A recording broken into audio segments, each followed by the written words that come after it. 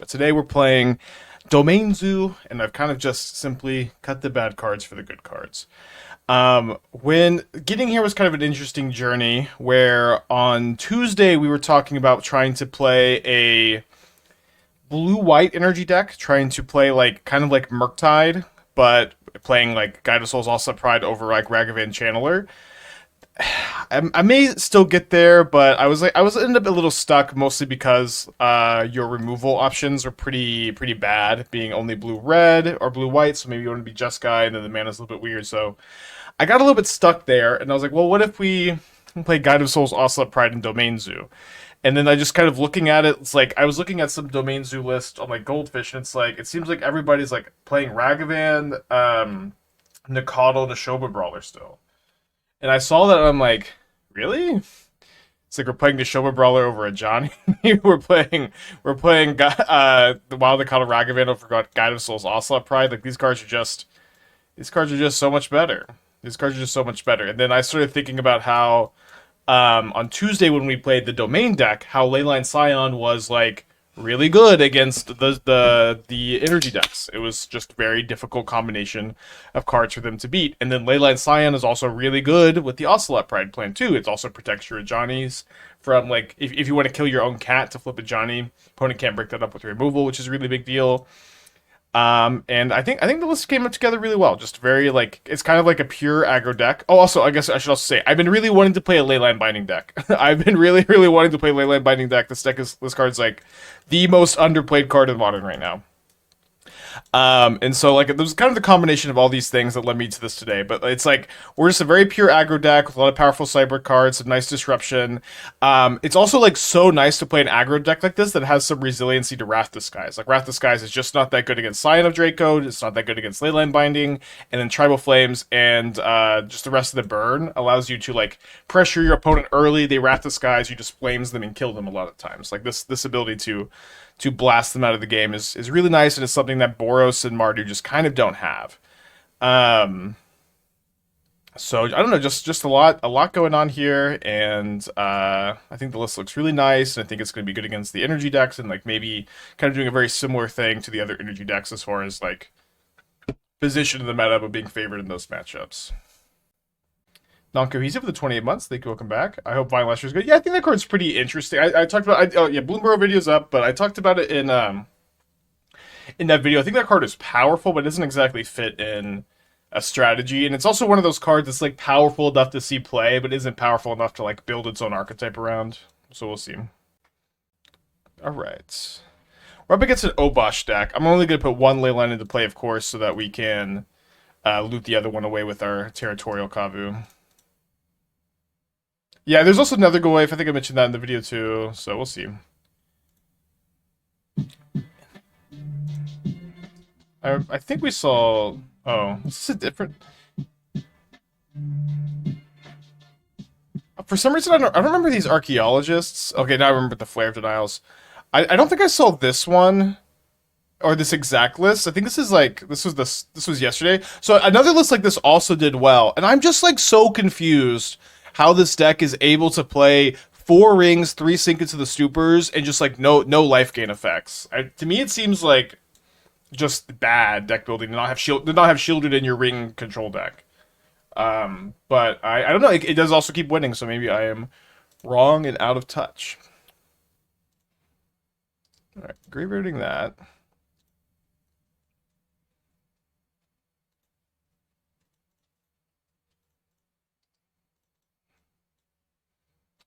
What are they doing over there with Obosh?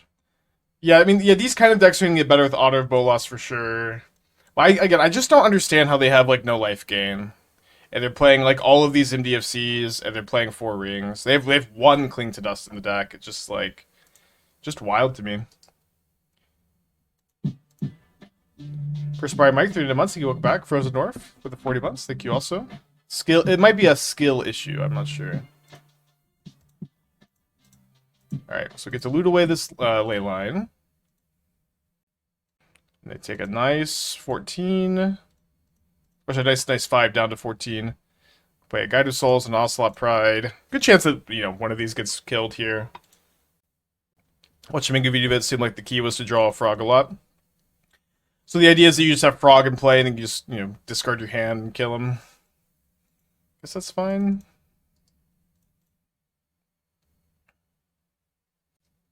So my mic with the 39, frozen to 40 again, thank y'all. Can we get your thoughts on Lancer Control? New versions play Marvelous Rumble. What are your thoughts? Can we see a league of it? Is that good? No, Lantern is completely unplayable. To be honest, like, just very bluntly, it is not really worth spending your time on, I think. It is a very fun archetype. It's a classic, I'm friends with Zach Elsick, I get it. But it is not a good deck. Has a lot of really big weaknesses.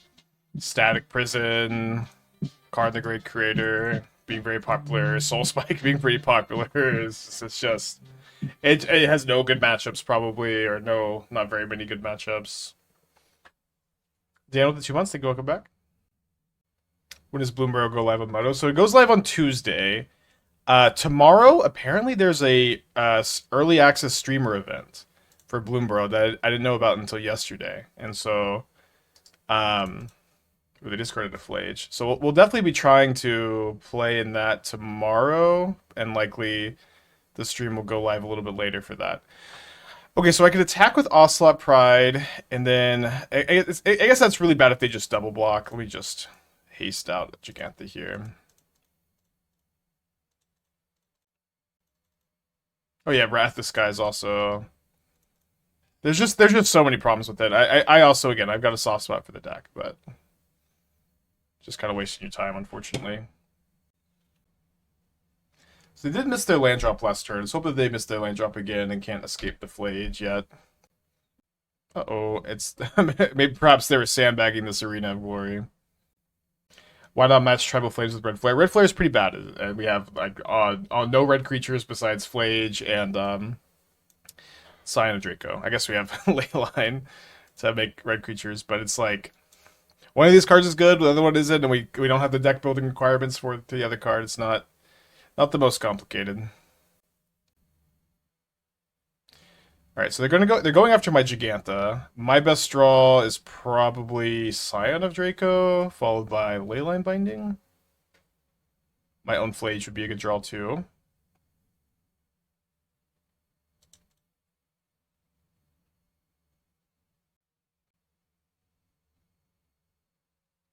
Drawing a lot of lands this game. Gonna play it out.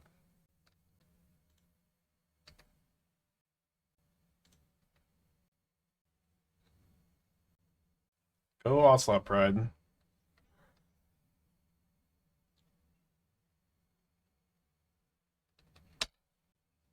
So we're gonna lose our Ocelot Pride to the Phlage. It is nice that if we draw a Phlage of our own, then we can haste it. So Phlage, Scion are much better than everything else, but I guess I'd still take a Binding. I think I will also go ahead and block with a cat. King Lambo with the 5-pack. Hope you're doing well today. Appreciate you. It's very nice of you. If you got a gifted sub from King Lambo, make sure to thank them. Any thoughts you fetching Surveil because casting Bolt in case Phlage was on top? I don't have any more Surveil lands in the deck. If I had another Surveil land in the deck, you would have heard about it. Okay, so these are my only lands that tap for all colors now. It's definitely worse for me. I guess I should just hold this in case I draw a Scion. It's better to hold. Yeah, I've been trying to figure out like Epicer, Shrapnel Blast, and then there's also like Goblin Grenade with like Gleeful Demo, Indatha Rebirth, plus Flare Denial. I think there is something there. I haven't really been able to figure out what a 75 really looks like.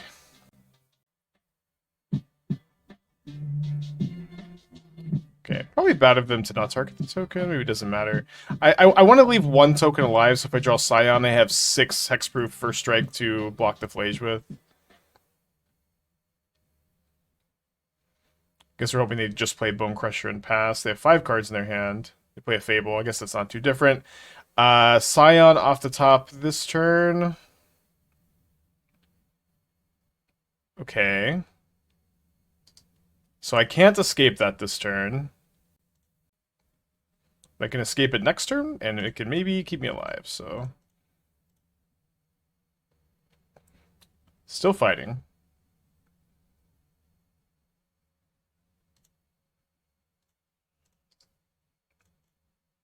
Go up to 14.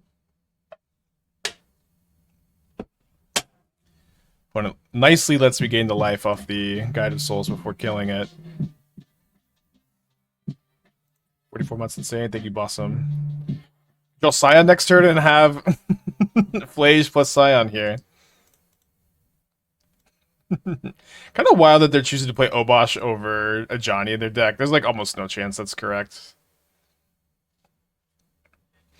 Do you have a base idea on what Azurius and Geo look like? I mean, I spent a long time on it yesterday and today, and I think that'll there's a card out of Bloomborough Kitsa that may end up going in it, but it missing something at the moment. Okay, so I go down to 11, I take 7, down to 4, so I'm not dead to a single bolt. Alright, well, we've given ourselves the opportunity to draw a Scion for a long time. It still would put us in a pretty commanding position if we were to draw it now.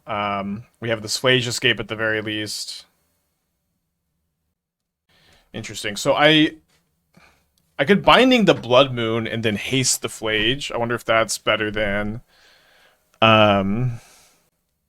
just escaping Phlage, killing the Bone Crusher, going to 7. I'd be dead to a removal spell. So if I go Binding Blood Moon, escape Phlage, hit Bone Crusher, hit Elemental, I gain 6 up to 10, and then I'm going to 1 off the Phlage attack, and then dead to any burn spell, as opposed to... Yeah, let's just escape, I think.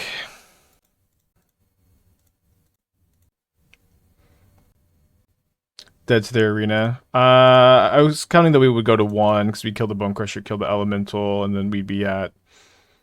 Oh no, we'd be dead to the arena first. I think I wasn't counting something. I'd be at 10, and then we'd be taking 12. I think I did miss something on the calculations there.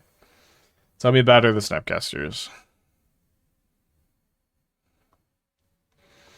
I mean, Snapcasters are fine. Don't play Lightning Helix. Don't play Lightning Helix. Like this is, to be honest, like, come on. You got 2 Phlage, 1 Helix. This Phlage is so much better than Helix, and they cut, like, having Helix in your deck means you have, like, less of a need for these kind of effects. It's just like... Okay, so they Phlage, target my Phlage, they attack with Phlage, kill mine, and I go to 0 exactly. Then I'm gonna draw a card, see a Scion right now. Okay, Leyline. On to game 2. Let me sideboard real quick. I'm gonna go down 2 flames for 2. Oh, sorry. 2 flames for 2 hearse. And then we're gonna try hopefully have a Leyline in our hand, like Leyline plus basic, or like fetch basic planes kind of aggressively to Binding Blood Moon. Yeah, don't play Helix. And it's like, I don't know. So like, I guess this is like, I don't want to play the ring. I don't own the ring. I'm prepping for a ring ban, which is not very likely, I think. But if you do that, like if you want to play no ring, Jeskai, that's okay. But what you should do, you should play Tomio and Flame of Anor. Tomio, I think, is like actually like probably underplayed in regular Jeskai.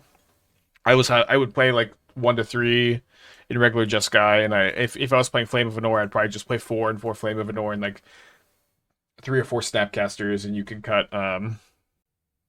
I'm keeping this. I think the basic planes is just so important to fetch that despite it being pretty awkward with the Kavu, I'm going to grab it here. We also just have a lot to do with our mana, so we could probably wait a little bit on getting the Kavu down. Yeah, but that's probably the direction I would go. And like you can cut the invert polarities, the memory deluge, the helix, and the forest, just kind of for that package if you want to. Especially if you want to play Snapcaster, which it seems like you do with your question. Tell me how bad are the Snapcasters? Okay, it's an interesting draw.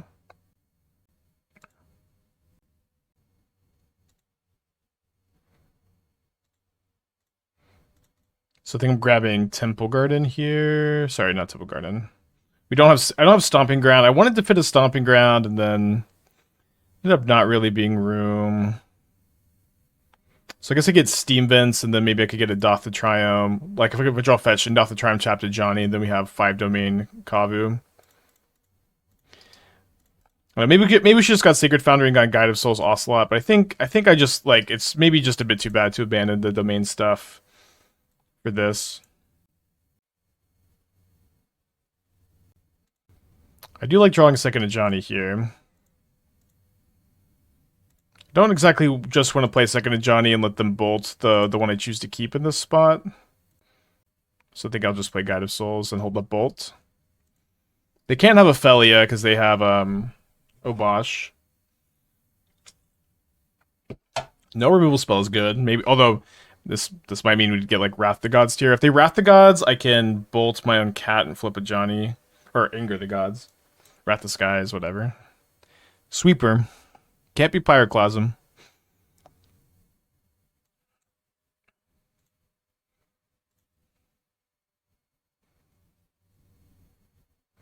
Going after my Guide of Souls. Okay, so hopefully this is just them tapping out, and maybe we get to flip the Ajani. Let's go ahead and see what we draw for turn. Leyline of the Guildpact, not the best. Gonna be plussing the Ajani here, getting it out of bolt range. Would not be out of Galvanic Discharge range, unfortunately.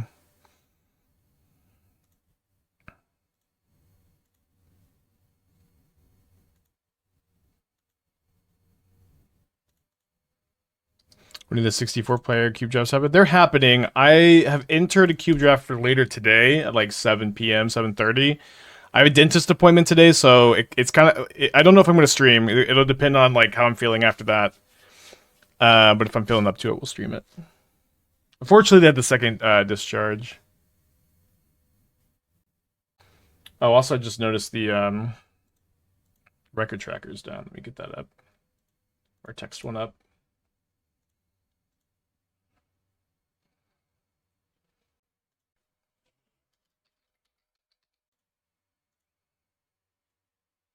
Last game, we were dying to ever draw a non-land.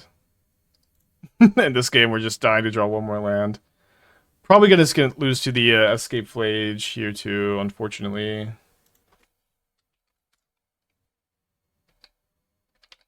Play it out, of course. How many chances during 64-play drafts do you have? Well, you have to have tokens. The token, you can't get any more right now. You'll be able to get more, I think, next weekend.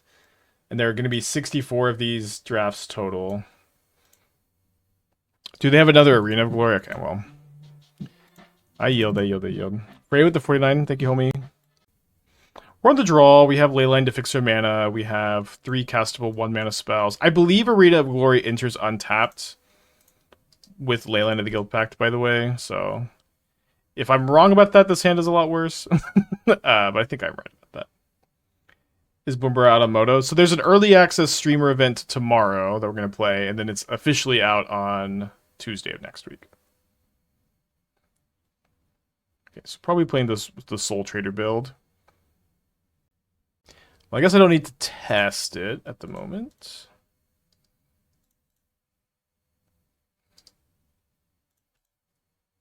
Time isn't available to standard draft. Okay, then it's good. It seems like I'm not missing out on a lot. No formats I'm really into. I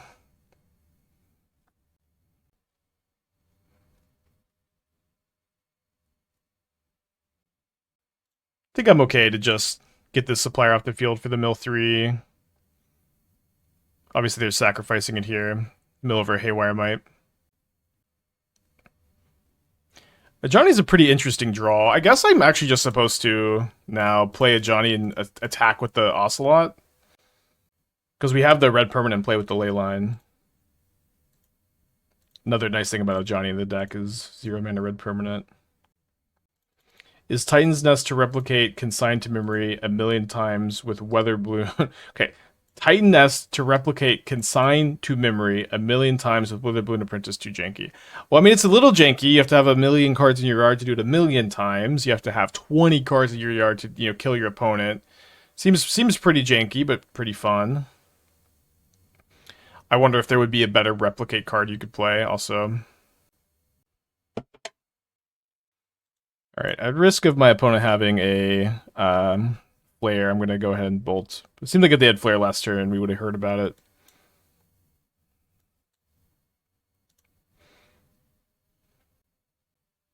So they go after my Ocelot.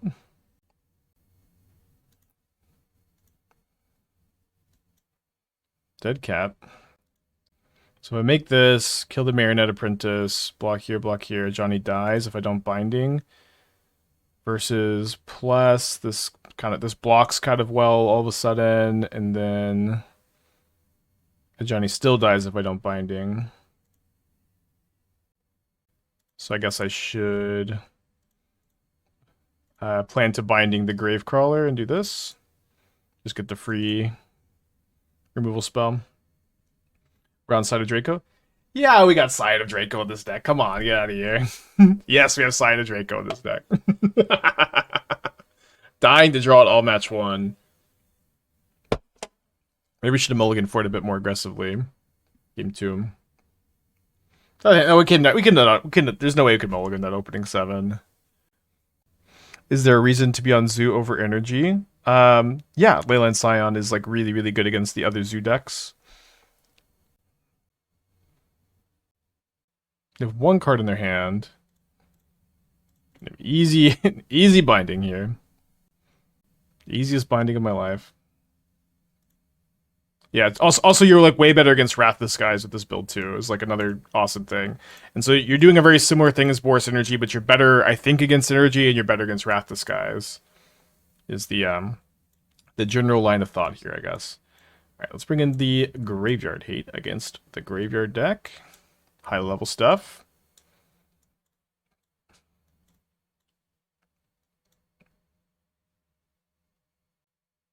They're probably going to bring in some Phlage hates. I think trimming 1 is probably okay.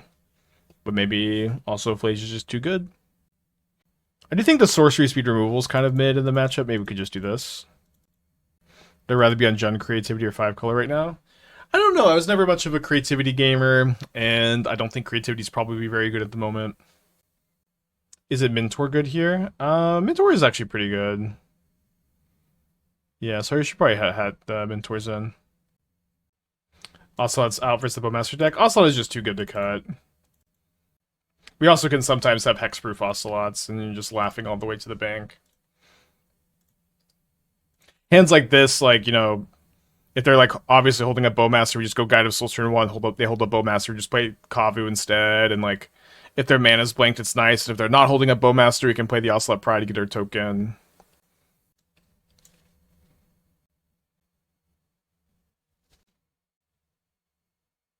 They do mill over a Gravecrawler. Okay. I think I'm just going to get basic planes here. Maybe this is bad. I don't know why I'm feeling like I need to get a basic into play. Probably just better to have like the just tap the fetch. Not a huge deal. Why Consign over Denial? It can't always counter the thing. It always counters the thing.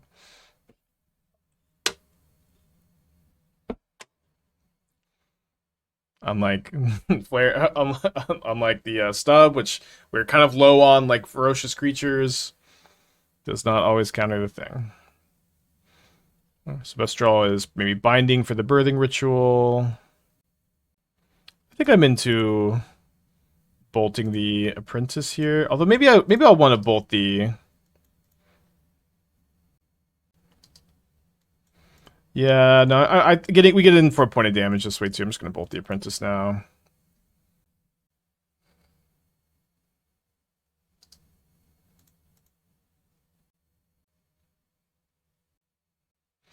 Thinking about Potent of Calamity, since we spoke about this every review. Cards with 2 types plus Ugin's Lab with Big Eldrazi Caster Free seems super interesting. I agree. I agree. The card seems super interesting. I'm certainly hoping it ends up being somewhat playable.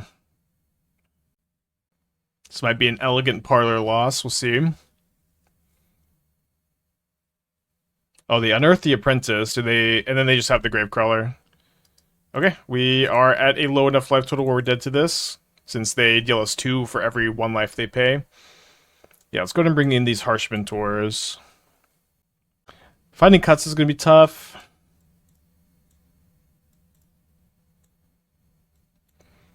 Maybe we don't need to play these surgicals if we just have hearses and mentors and the bindings. We can maybe trim a Phlage too. Seems okay. Let me know if you would have sideboarded super differently, I guess. Very, cat-like hand. How are cards with 2 types relevant? Well, if you have like a Scion of Draco, it counts for creature or artifact, and so it makes it a bit easier for you to, you know, if you have like you have like Kozilek's command, this is instant kindred, and so it's like you're more likely to do the thing if you just have a bunch of cards with 2 types. Obviously, the big thing is these cards need to be playable, of course. I think Kavu's underwhelming here. I mean, it's graveyard hate. Yeah, I can't really imagine Kavu's bad, to be honest.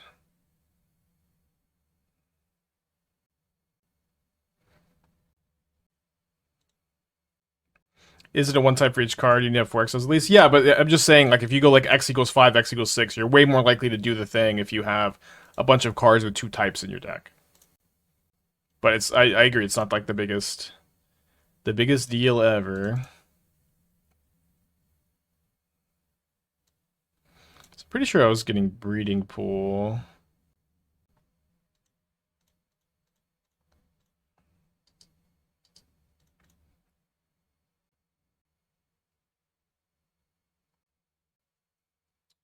Okay. Nothing too relevant in the yard, I guess, unless they have an Earth.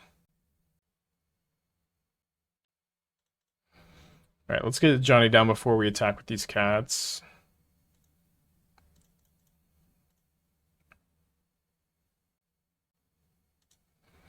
We're gonna get this Ocelot Pride Bowmastered, though.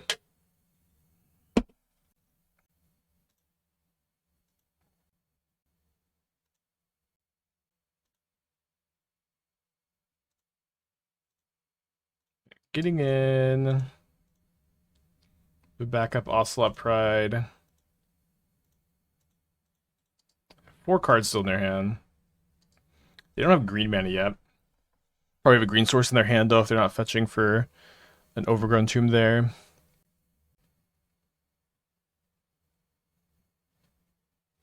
They mill over a Gravecrawler, a Marionette Apprentice, and a Toxic Deluge. Then they cast the Gravecrawler from the yard. They play a Verdant Catacombs for turn.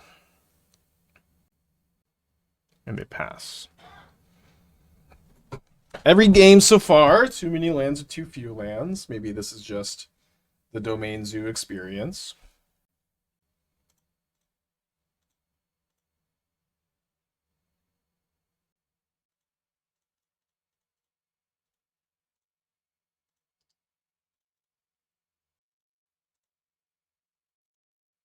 The MTG experience. I mean, decks like Domain Zoo are like, you feel this way more often with like very little ways to control your mana flood, mana screw situations.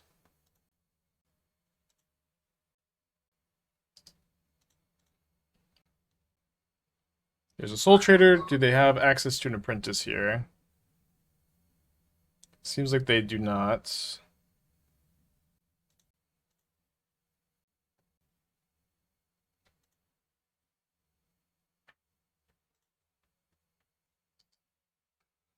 Well, let's keep that one on top. And then now that I have, like, I guess I don't have a secret red permanent because they know about the Jegantha, but we can just send in with everything.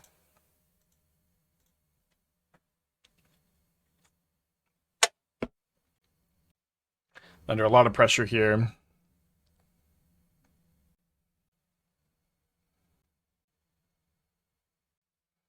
So maybe they're going to try to draw into a Toxic Deluge. So I think if they're trying to draw into Toxic Deluge, maybe what we should do here is cast Jegantha and just kill the Warren Soul Trader with our Ajani. And this makes Deluge, like, so much worse to have to pay 5 life instead of 2. And it doesn't seem too likely we'll be combo killed, since they didn't have Marionette Apprentice in their hand last turn, and their Warren Soul Trader is now dead.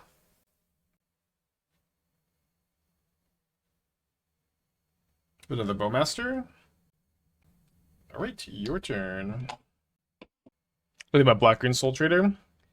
It's okay. It's a very difficult deck to build. I don't understand how they ended up having Grist and Messenger. I feel like there's like almost not room for either, but almost definitely not room for both.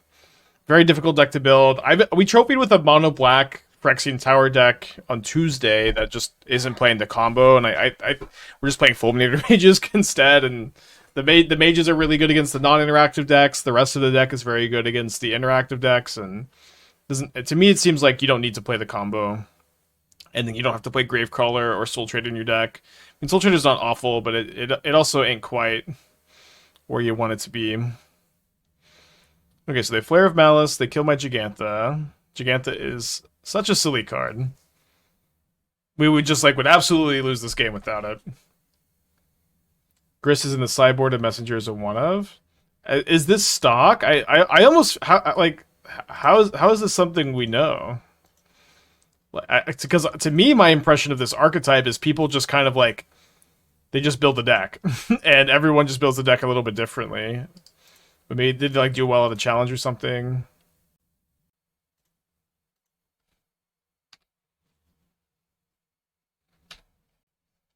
Myriad's just crazy with the combo sometimes. Yeah, Myriad's good. I agree. But I don't know if that's necessarily a good argument to not play the combo or to play the combo. 3 different 5-0s, same 75 CIC. Slow. What did you play round 1? We played against Boros Obosh. Real Bird of the 40 months. Thank you. Welcome back.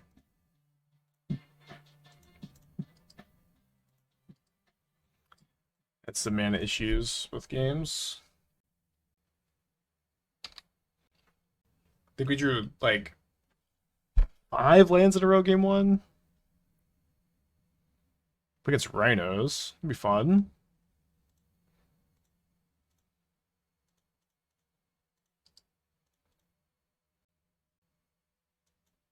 Spike with regards to not doing initial testing. I've been staying away from the combo and liking it. I mean, to be honest, it's pretty different, where this is initial testing largely with Dingo, self-contained, 1 week. And then the combo builds are definitely better. But it's with the Marionette combo, I played probably 4 different versions, four versions with the combo, 4 versions without. It's a lot of variation there. But maybe I am combo averse, I don't know.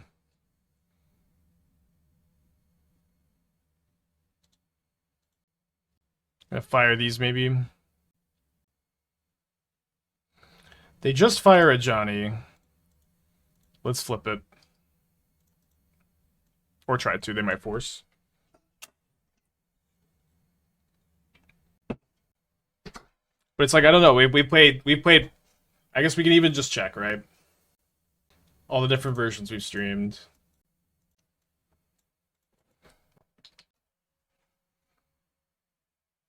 Wait, has it only been 2? I really thought it was more that we had the combo in. I guess we only did it in green, black, and mono black? Really not, that's really not how I remember it. Huh. Okay, let me just do Phyrexian Tower. A lot of Phyrexian Tower decks.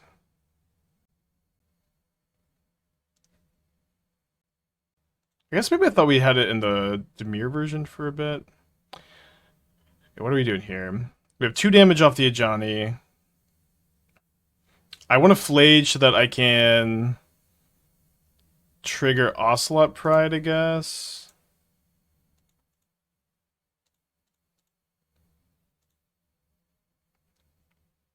I don't know.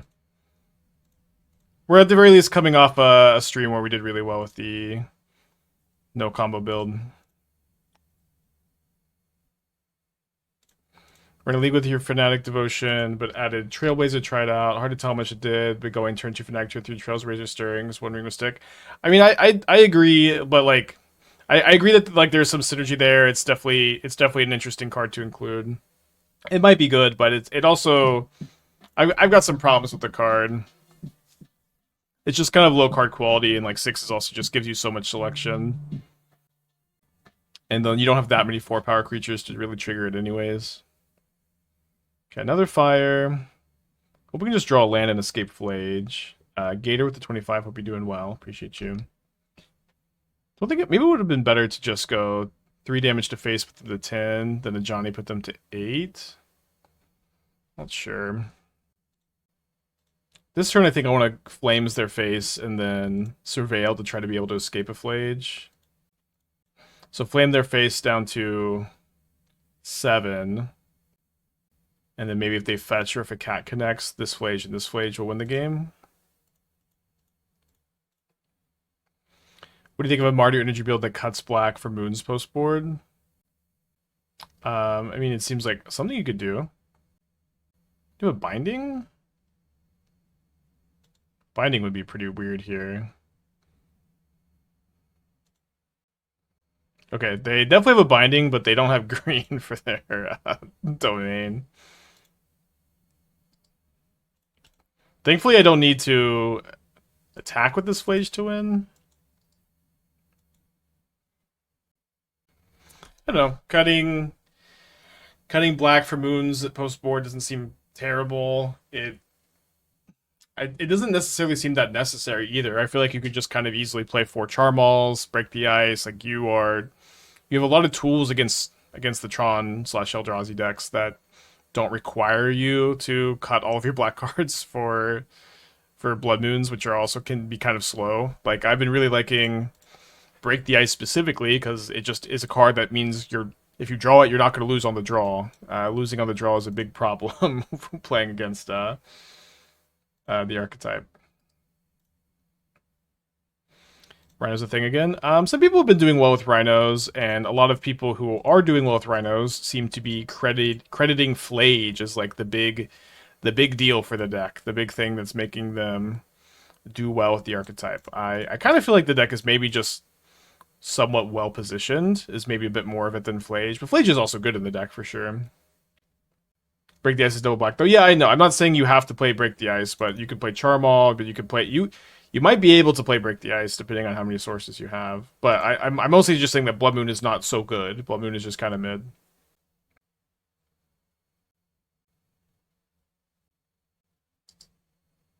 It's fine to just not be a combo player and let that be someone else's purview. I guess. I mean, I wouldn't say I'm not a combo player, but I think it's maybe just more accurate that both War and Soul Trader apprentice builds are viable and non-combo builds are also viable, and it's just probably pretty difficult to tell which is optimal. Like the Fulminator build we played on Tuesday felt great. That deck was awesome. I think about WotC changing the rules to no longer use post-combat main phase, moving to first, second, third main phase. I don't have strong opinions. I didn't realize that was something they were doing, but don't think I really care. Okay, Tribal Flames at the top. Let's go. Leyline of the Guildpact. Opponent is very lucky to be the Arena of Glory Phlage player. Very jealous. So here, Consign stops the Cascade trigger. Seems likely something we're going to want to bring in. Maybe just playing... Consign also stops Leyline ETB, which is really nice. Card seems awesome here. Stops Phlage, 3 damage sometimes. Apparently some EDH players are super salty about it. Yeah, it's not going to be something that affects the games I play very much. I don't have a strong opinion on this rule change. Is there a way we could support Rhinos with Leyline and Red Flare? Come on, how could you possibly play Red Flare and Rhinos? You have maybe Bloodbraid Elf? It's a 4-mana enabler. It's like, the thing with Red Flare is you need like cheap creatures, cheap non-token creatures to sack to it, and it seems almost impossible to do.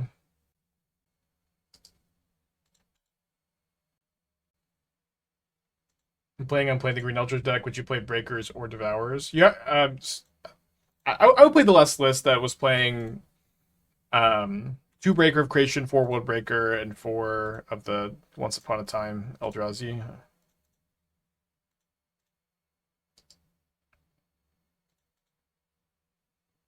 Oh, sorry, this is a punt. If my opponent has a binding, they can kill my Kavu. Tough to walk and talk sometimes. Has been built a good red flare deck. I was working on one that was trying to play Goblin Grenade, Shrapnel Blast, Kadoth Rebirth, Lethal Demolition, Red Flare. Damn it. My fault, sorry.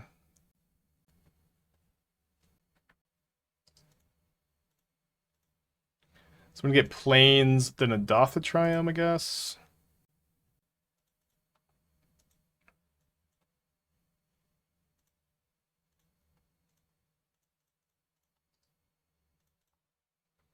See Doomwing's Victimized list seems like a great blue flare deck. I don't think I saw that one, no. If you want to link it, I can take a look. I've been also, like a lot of y'all, I'm sure, thinking about Victimize. Yeah, I don't think I can see my red flare list. Well, it wasn't. It just was like it was pretty stuck. Maybe I should say that. But I think there is something there. Hopefully, we can do that at some point. Odd, are you gonna do next week? Well, there's the early access starts tomorrow, actually. So, Bloomborough Brews starting tomorrow.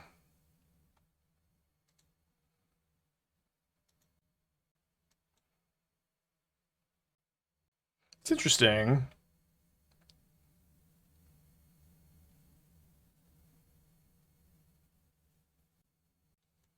I do always think it's so tough to just be like, I am blue-black Reanimator.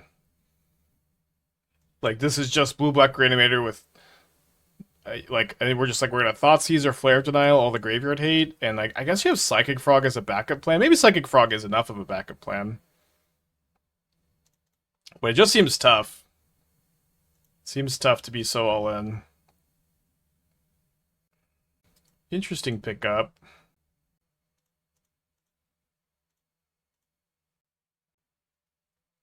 The Frog was a powerhouse list. I agree, of course.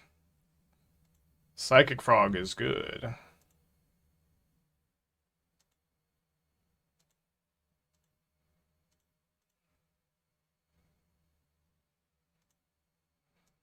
Okay, so now we get to gain life, trigger the Ocelot Pride. We're gonna be one permanent short. I guess maybe I should have technically just one then. No. I'm just gonna flames them.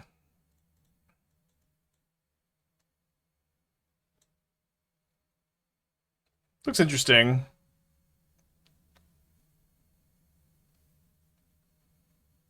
I feel like there's a pretty good chance that you want to play like Street Wraith, Troll of Khazad-dûm in these kind of decks, where it's like you need to have two creatures in your yard to target with Victimize, and just like playing Troll maybe helps with that. Slash Street Wraith. I don't know if there's how much room there is. Harbinger of the Season, the site is cool. Alright, so I feel like we're in pretty good shape. With opponent on such the back foot, they're going to have a hard time pressuring my Ajani and... Oh, maybe not. So you go up to 10. They just Tribal Flames the Ajani. They do no attacks. Well, any creature lets me jump here. Wow, what a creature it is. So lucky.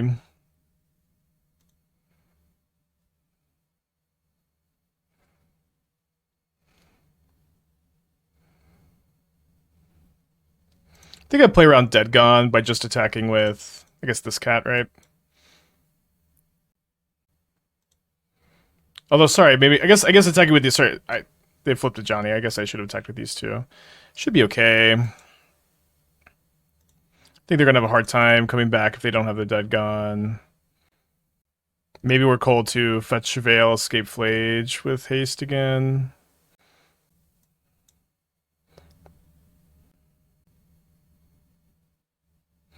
Victimize doesn't target, so you don't need two creatures in the graveyard. One in graveyard and play. What? Really?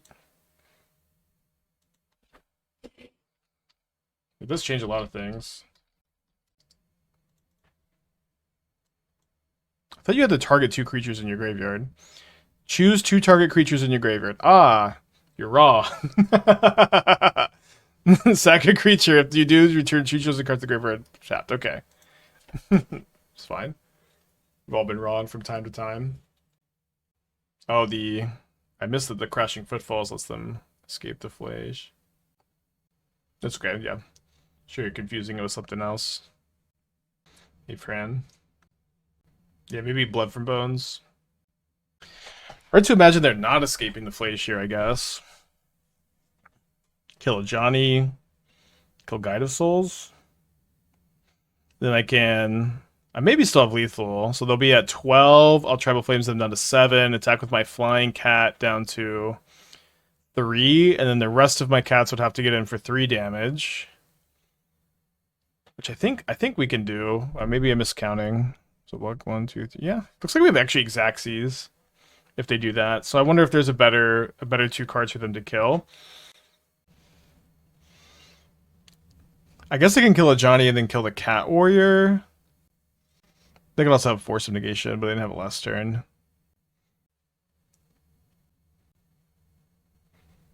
Yeah, basically locked in to kill Ajani. Because I can just block and flip it if they don't. I'm so jealous. I don't know why. I just never seem to draw Arena of Glory Phlage. I've played a lot of decks that play both on stream. I have Arena of Glory to Phlage, I think, exactly one time. Exactly one time. And when we play against Phlage, they always have it. It's just so sick. Thoughts on them doubling down on not banning Nadu? I don't think they're doubling down on not banning Nadu as much as they're doubling down on sticking to their scheduled BNR dates, which I think is fine. It's not what I would do. It's not something I think is even good, but I'm gonna bait a force with Leyline, I guess, but it's technically +1 damage. Not what I would do, not what I would recommend, but fine. I would just kind of prefer a bit more consistency, right? Because they have like flip-flopped many times on this whole, like, we stick to scheduled BNR dates. Oh, emergency ban. Like they flip-flop a lot, and so I don't really understand why they don't like why now is the time they're committing to scheduled BNRs, but I think it's fine. I think to some extent it's kind of nice because like when they really stick super hard to them, because the conversations in chat, it's not always like, oh, when are they going to ban this? When are they going to do this? Like, we just kind of know. And people who buy decks have time. They have some time with, like, the decks that are kind of busted before they are likely to get banned. So, like, if you buy into a deck, you know you get to play it for a certain amount of time for sure. So I think that that's all fine. Again, not exactly how I would do it, but ruining RCQ season. I don't know if I would say ruining. There's 2 weeks where before the BNR, and then a long time after that where you get to play non-Nadu maybe. I don't know. It is what it is. I think one thing too is like they really should have said something like way sooner than this. Like it took them way too long to comment on the fact that everyone is screaming out the Nadu ban. It's like people really want to know what's going on, and it took them, I think, way too long to make the comment.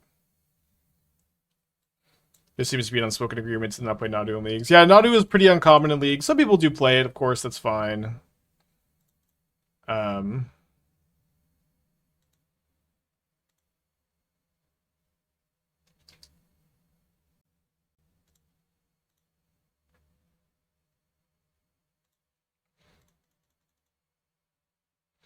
was the comment? That the comment was that they're going to not ban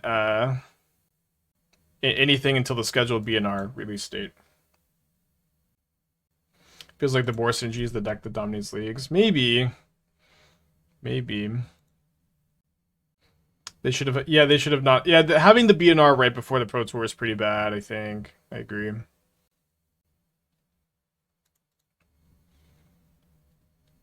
But it's also like, I don't know. Maybe they probably had a meeting that's like, what are we gonna do? Are we gonna wait? Are we gonna not wait? Guess I might as well replicate, right?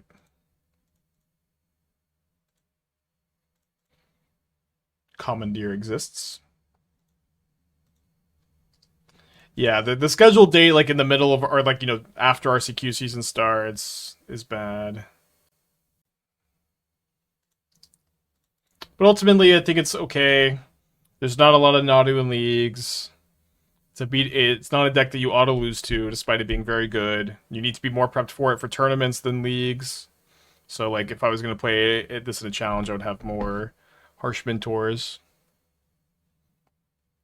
They were so lucky.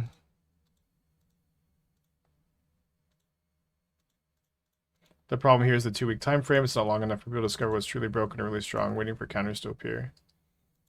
The problem is the 2-week time frame. It's not long enough for people to discover what's truly broken or really strong and waiting for counters to appear. I guess I don't know what you're saying, to be honest. So I get shocked to have binding up. It's probably okay.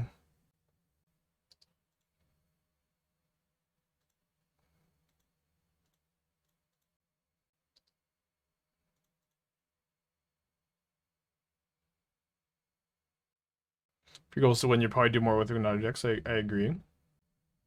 They're right. 2 weeks is bad. They're saying the meta. They're saying the meta might adjust to Nadu. Okay, well, if they're saying that, I think that's just unlikely. Like, the Pro Tour meta was a game that was like really expecting Nadu to be the top deck of the field. I think that this was kind of clear. Was that based on like the decks people chose to play, and like talking to people, it seemed like it was a pretty known thing that Nadu was likely going to be the most played deck.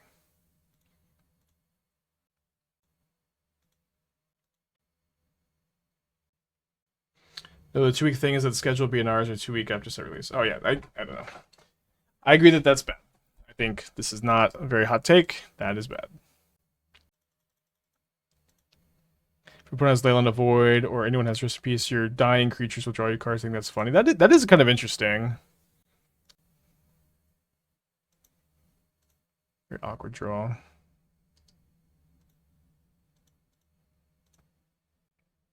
Just chilling still. Nice that they don't seem to have a lot either.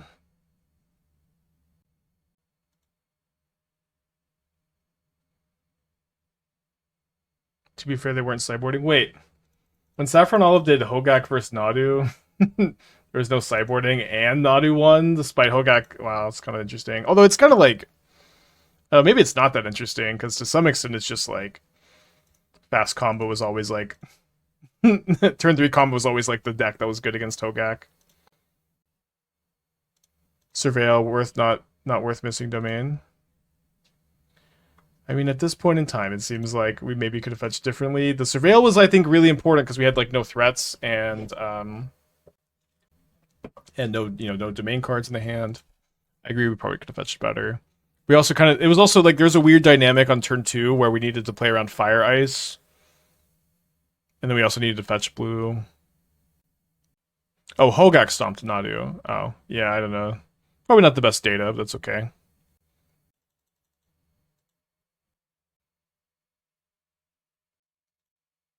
Well, if this connects, either Tribal Flames is lethal.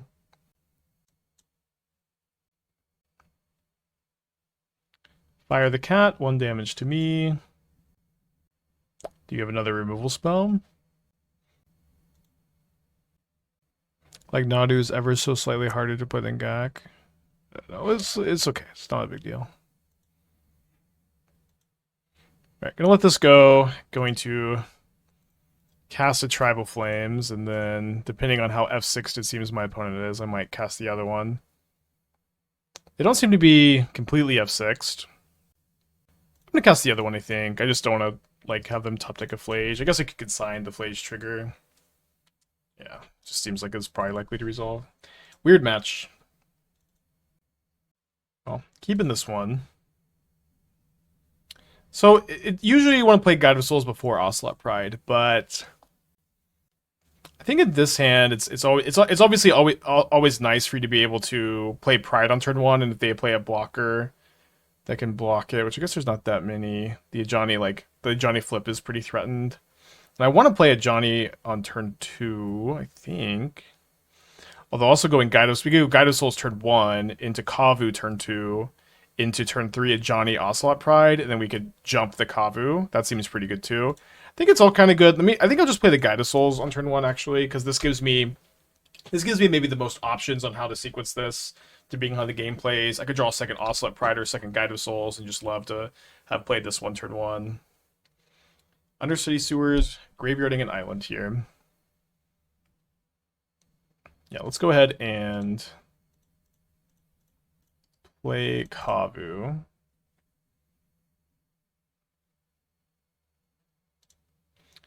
Do you think Mardu or Boros Energy is better?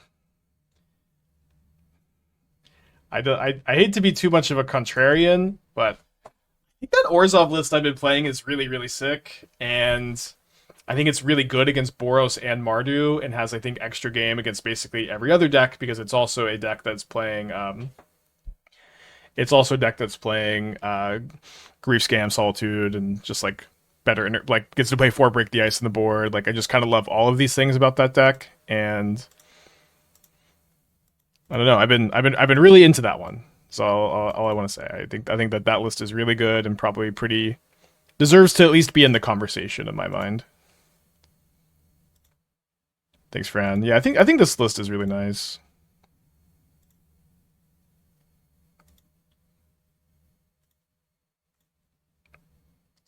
Gonna loot away the Leyline here.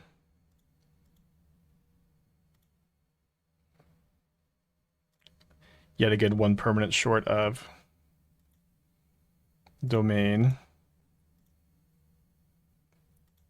I had a question about Orzhov Energy. How are you using Ajani when you need a red permanent? That's the thing, is you don't need a red permanent for Ajani to be good. It's like really good. It's really good with Chthonian Nightmare, even without red permanents. You get it like it flips with Nightmare. You bring it back with Nightmare. You bring back a creature that's another creature to sack to Nightmare. You make a lot of tokens with Ocelot Pride. It's good with Ocelot Pride. You can plus. Obviously, it's much better if you have a red permanent in play, but the card Ajani is still fantastic without a red permanent. And so you have the option to play either mediocre red permanents, you could do that, or you could not,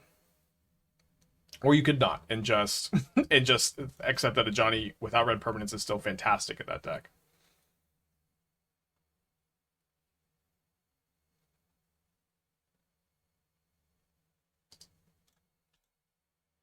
And then also, like, so my experience with Orzhov is that you are very good against Boros and Mardu.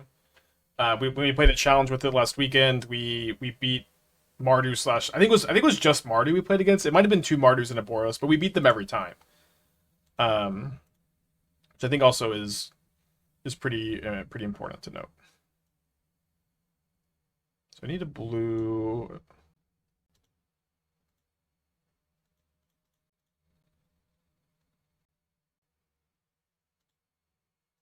Okay, play this pre-combat for the requisite energy.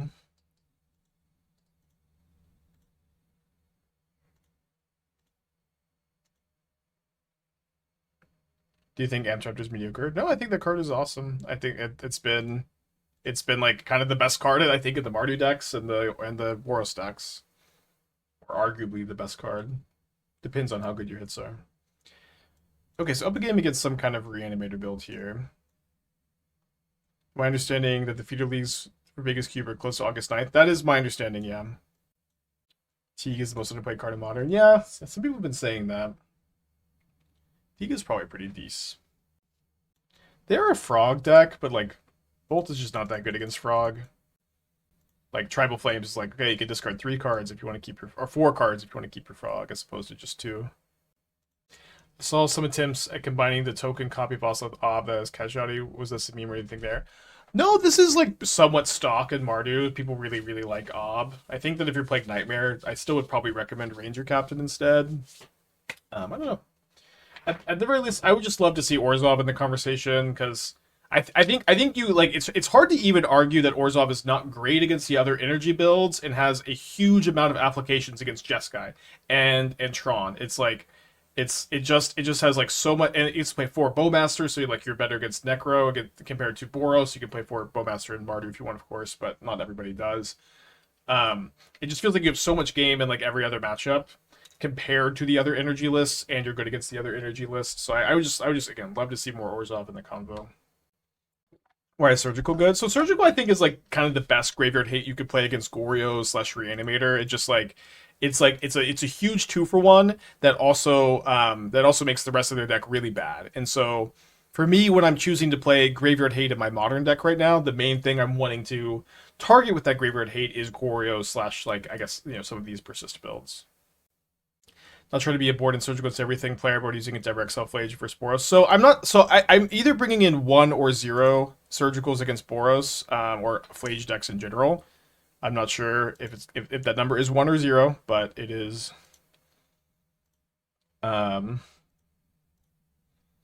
Something I'm undecided about, because like right now I'm like I want to bring in the hearses, and I want to bring in and we still have ley lines to answer Phlage.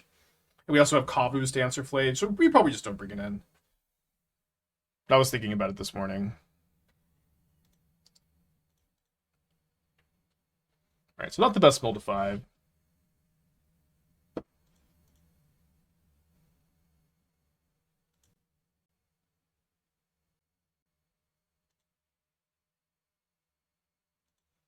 Any other good token generators tomorrow to go with Cat? Springheart Antuco is really cool with Cat, because you get to like make token copies of Ocelot Pride, and then those token copies like make token copies, and it just like goes crazy. I know there's been a lot of comments about updating Naya Birthing Ritual. I've been working on the list, and I'm like 3 cards different right now from where I was at, and because of that, I don't know when I'm gonna get around to like figuring out if there are more changes to make, or like just playing a league with those like very small changes. But that's kind of where I'm at. And then also we have Bloomborough early access stream tomorrow. I'm gonna start the stream later than usual, I think. Although maybe we could just do normal stream into Bloomborough stream. We'll see. We'll see.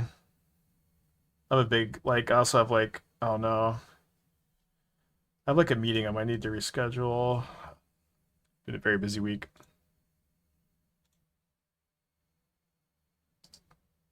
Keep another one of these. I don't think we've turned 2 Scion once this league. Definitely not Leyline Scion, I think, at all. And still doing pretty good despite not having the nut draws. Your PowerPoint mentioned blue-white energy with Mockingbird. Do you think the card is competitively viable? Seems like the floor isn't super high. The ceiling is absurd. Did you pause in the middle of my thoughts or something? Because I definitely said in the video, yes, I think the card is competitively viable. I think the card is. Maybe I could just pull it up. So I wait for this ad to finish playing.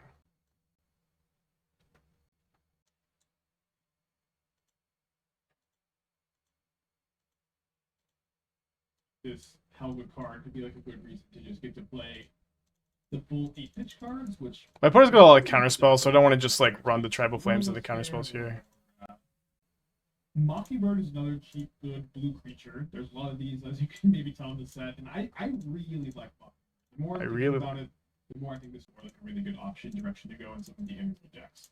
So this is a blue X 1/1 fly. Redbeard, happy anniversary! Welcome back. Appreciate you. Which isn't very good, but sometimes you'll do it if you have flare style. But you can have this enter as a copy of any creature on the battlefield, your side or opponent's side. You can have it enter as a copy if you spend the same amount of mana as that creature. So if you want to copy a Guide of Souls or Ocelot Pride, you just spend the 1 blue mana. You don't have to go. It's not like a green set. My opponent, again, they definitely just have counter spells up, so I think we can just put them in a position where they ever tap out, they're dead. And we've got the double surgical protection. We could also maybe surgical Flare of Denial, just see what their hand is, but I think I'll wait a turn because they're just doing nothing. But yeah. I think the card will be good. I think the card will be like a good playable modern card.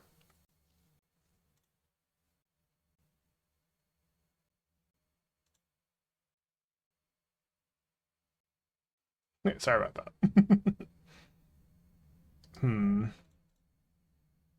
It's not really expecting them to have the ring in their deck. It's kind of interesting. If I just... now. You know what? I think I was wrong about them being Reanimator. I saw the Frog Falahi Archaeologist Flare Denial. I thought they were playing something close to Doom's list, but this might just be like the challenge winning list, which is great for us though, because they just have no life gain in their deck, right?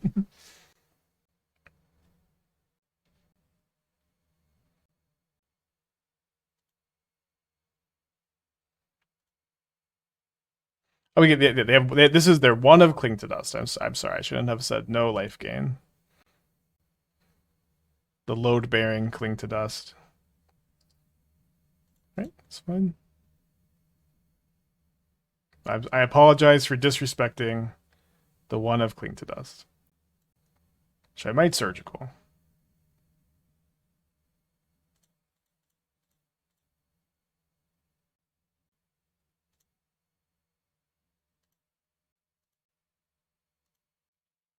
Yeah, actually, I just like don't know what they're gonna do if I surgical this Cling. Which is very funny for this to be what's happening here.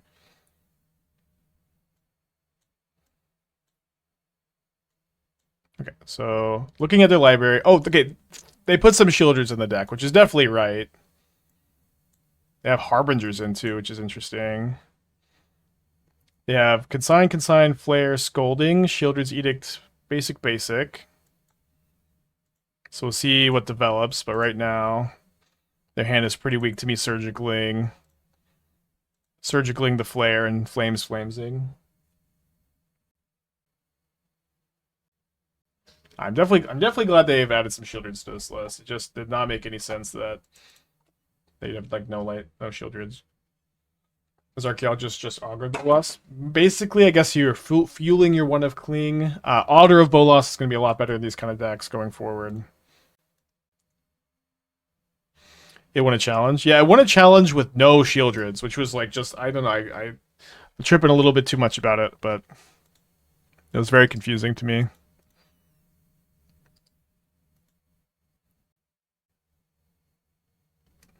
Non-token creature. They can consign their Ring Life Loss trigger. They can, yeah. But we also won't really need to worry too much about it. I think the idea is that they just kill like with Frog pretty quickly. Okay, so we're gonna surgical the Flare of Denial. Oh, the Frog does let them counter the surgical. Okay, but they didn't quite realize that. But also, the Flare wasn't gonna stabilize them anyways.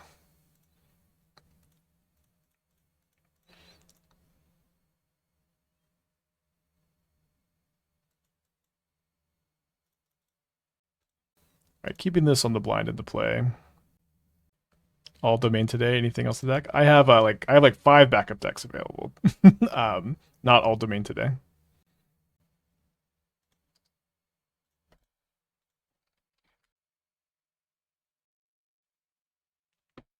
Did you explain why Orzhov beats Marty Boros? Let me see how I can articulate this. So, like, one thing is, like, Chthonian Nightmare gives you, like, a huge degree... Chthonian Nightmare plus Ranger Captain specifically gives you, like, this really big degree of inevitability in the late game.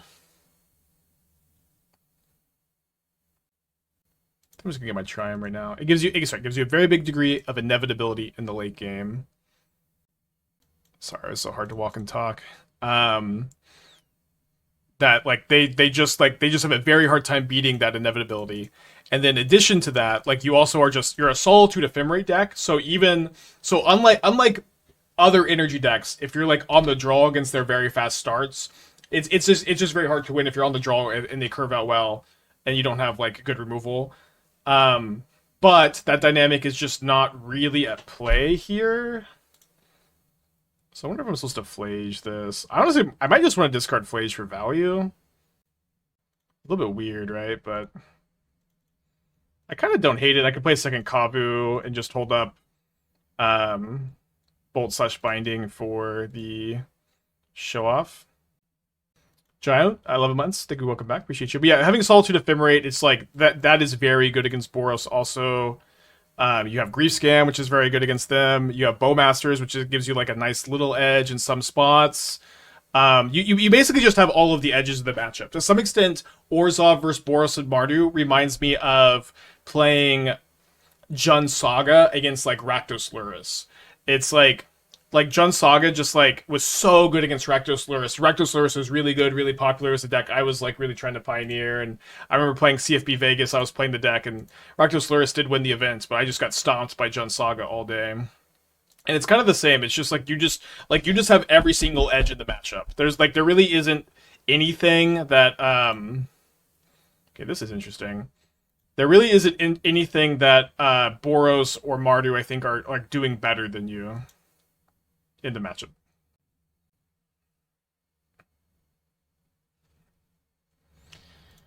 All right. Is this gonna work? Your hand is just double blossoming defense. I don't think I'm dead if it is.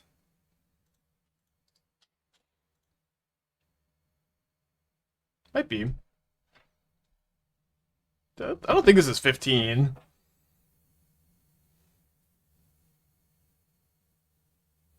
Is it 14?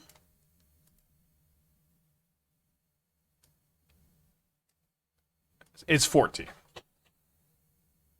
All right, GG.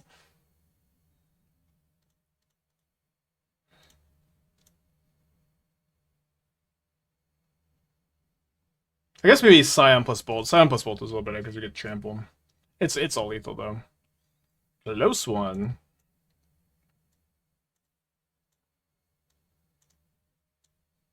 I think I'm just doing their old run back here. Waiting for the rat spawn. Dude, they had a rat focused set, and there was not a single modern playable rat in the set. It's so annoying. They just refuse to give us like any playable rats because that one card is just so good. What can you do? Damping Sphere not good. I don't usually like Damping Sphere against Storm. I think it would be reasonable to bring in, or sorry, against Prowess. I think it would be reasonable to bring in, but I historically don't love it, especially on the draw. It's kind of weird. Like it's one of those things where I feel like every time I bring in Damping Sphere against Prowess, I cast it and lose. And I've also played a lot of Prowess and lost a Damping Sphere, so I don't really know. Maybe that's because like my Prowess builds are oftentimes more focused on Underworld Breach than like more stock Prowess lists, is why those decks are softer. I don't know. Okay, we haven't had Leyline Scion on turn 2 once this league. Can we do it once? This would be a good game for it. Ah, they heard my calls of Leyline Scion. I don't want it anymore, actually. Send it back. Alright, so I guess let's keep this. Get a Indatha Triome, can cast Binding or Kavu on turn 2. Did you play against Jesco? Black-White Energy, is Chaining Ranger a good plan? I don't know if I've played against. I think I played against it once, but yeah, Chaining Ranger Captain is awesome against them. It's really hard for them to beat. You have Grief Scam, you have Thoughtseize, which helps you be not as weak to Wrath Disguise. It's I feel somewhat confidently that Orzhov must be better against Jeskai than Boros or Mardu 2, which is why you know everyone's talking about what's better, Orzhov Boros.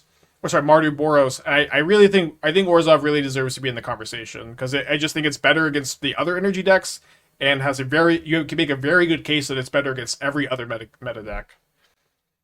We had a pretty good challenge with it last weekend.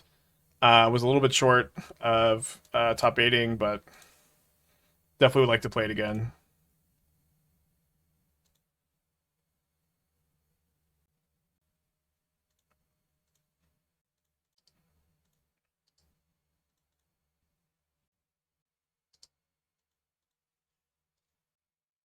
Any deck where Grief Scam with the best matchup versus anything? I mean, yeah, kinda. Alright, I'm blocking. Don't expect this. I expect this to be kind of a 2-for-1 no matter what happens. Although not exactly. I got them to use both these, but and not exactly. So now if I Phlage the Swift Spirit, at the very least they can Lava Dart to save it. Okay, I guess I'm down to get a tapped blue source, probably Steam Vents. And then Ocelot Pride and Binding the Swift Spear. I'm going to Binding Swift Spear main phase because of Blossoming Defense. And obviously they could dart the Pride, but then, you know, we Stone Rain them. Do you think Archregis Charm sells a slot in some Wizard builds? I don't think it would be too bad. It's kind of awkward on the curve. You could play some. Which red card you're saying is so good? There's like a 3-mana rat recruiter. It's a 3-mana 3/3 toxic. Rats have toxic. Ooh, good, pick your poison. Rats have toxic, and then when you cast it or when it enters, you reveal the top 5 cards of your library. Put all rats into your hand. Okay, so it's a 3 + 3, 6 off the dart. Blocking is kind of interesting here, so I block. Yeah, I think because of the dart, I just have to block. The king, he's too good.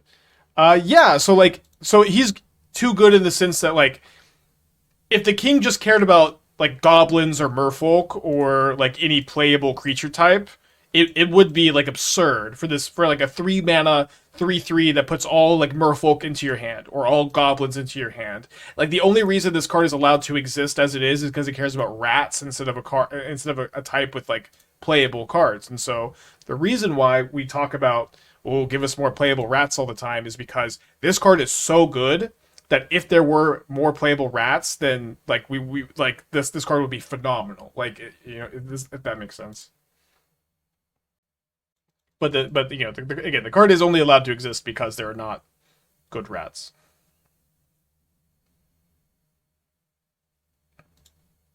Yeah, compared to Goblin Recruiter, which is a card that has seen a good amount of modern play, like, that card is pretty solid.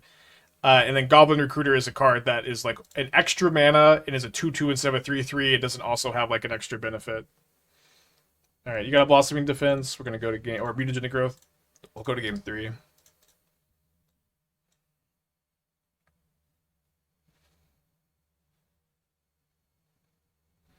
Alright, I'm at 5 life, feeling pretty good. The card is Banless and Legacy. I guess not Goblin Recruiter.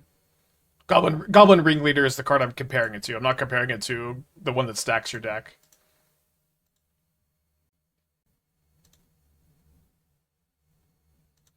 If you have more than 4 rings in the deck, how many think would be correct to run? Let's not today. I love the energy. Let's not. Actually, I will loot away this. Because if I find a fetch land, I could get, like, a less painful Phlage next turn.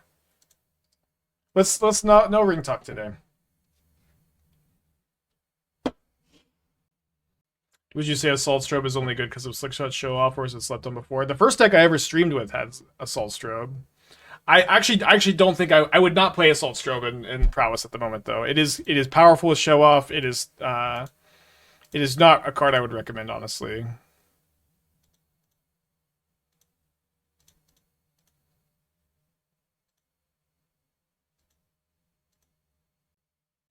Is this to get the One Ring?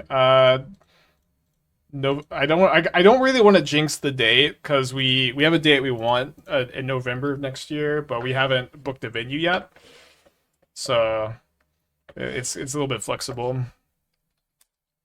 We're looking at venues at the moment. All right. So before Wonder League with Domain, I do think this build is pretty good. About a little less than 2 hours into the stream, and I kind of have a lot I want to get to today. I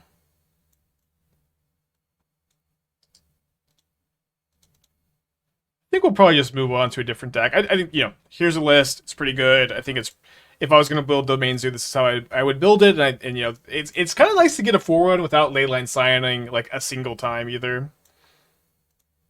But I think I was a little bit more excited for this build anyways today. But this has been, like, the long tease, or I guess, since...